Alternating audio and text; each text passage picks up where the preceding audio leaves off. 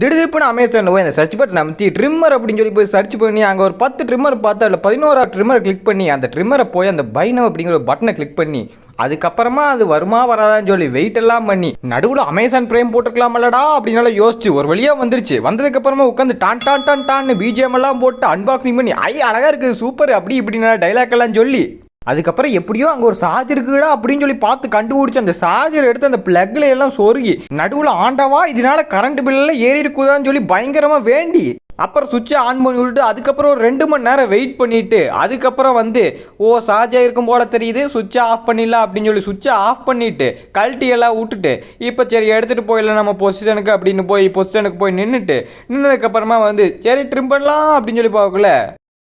ஆமாம் இந்த ஆன் பண்ணுற சுவிட்ச் எங்கே இருக்குது? அட எங்கப்பா இருக்குது? எங்களுக்கு நல்லா தேட வேண்டியதில்லை, கீழே பாருங்க. ஸோ இந்த பட்டன் தான் வந்து ஆன் பண்ணுற பட்டனு. அப்புறம் இந்த வீடியோவில் என்ன சொல்லி தர போகிறேன்னா ட்ரிம்மர் எப்படி யூஸ் பண்ணுறது அப்படின்னா இதுதான் கூட நான் தெரியாமல் இந்த வீடியோ கிளிக் பண்ணியிருப்பேன் அப்படின்னு நினைக்காதீங்க. சரி இப்போ இதோட ஃபீச்சர்ஸ் அண்ட் யூசேஜ் பார்த்துடலாம். முதல்ல நீங்கள் வந்து இந்த பவர் பட்டனுக்கு மேலே பார்த்தீங்கன்னா சைக்கிளில் கீர் மாத்திரம் யூஸ் ஆகிற மாதிரி ஒன்று இருக்கும். இது பேர் என்ன அப்படின்னு சொல்லி கேட்டிங்கன்னா இதுதான் ஸ்கேல். எதற்கான ஸ்கேல் அப்படின்னு சொல்லி கேட்டிங்கன்னா மேலே வந்து அதுக்குன்னு மேலேனா தரையை பார்க்காதீங்க. இந்த ட்ரிம்மரோடைய டாப்பில் பார்த்தீங்கன்னா இந்த முடிவெட்டுற இடத்துல ஒரு இதோட்டு இருக்கும், அதாவது மேல்பாட்டுக்குது பார்த்தீங்களா, இந்த மேல்பாட்டு பேர் தான் வந்து சேஃப் கார்டு. ஸோ இன்னும் போயின்னா இப்போ கல்ட்டிங் காட்டுற பாருங்க. ஸோ கல்ட்டுனுக்காம இந்த மேல்பாட்டு வருது பார்த்தீங்களா, அதுதான் வந்து சேஃப் கார்டு. இதுதான் வந்து நம்ம அந்த ஸ்கேலை வச்சு அட்ஜஸ்ட் பண்ணுறோம். அதே நேரத்தில் இந்த சேஃப் கார்டுங்கிறது வந்து ஒரு அவசியமான விஷயம் இல்லை. நீங்கள் வந்து அப்படி ஒரு வேளை அந்த இருக்கிற பிளேடுகள்லாம் வந்து உங்களுடைய ஸ்கின்னை காயம் பண்ணிவிடும் அப்படின்னு நீங்கள் நினச்சிங்கன்னா வேணால் இந்த சேஃப் கார்டு யூஸ் பண்ணிக்கலாம். அந்த சேஃப் கார்டை நல்லா கொஞ்சம் தூரமாக தள்ளி வந்து ஃபிக்ஸ் பண்ணுறதும் கிட்ட வர மாதிரி ஃபிக்ஸ் பண்ணுறதுக்கும் யூஸ் ஆகிறதா வந்து ஸ்கேலு.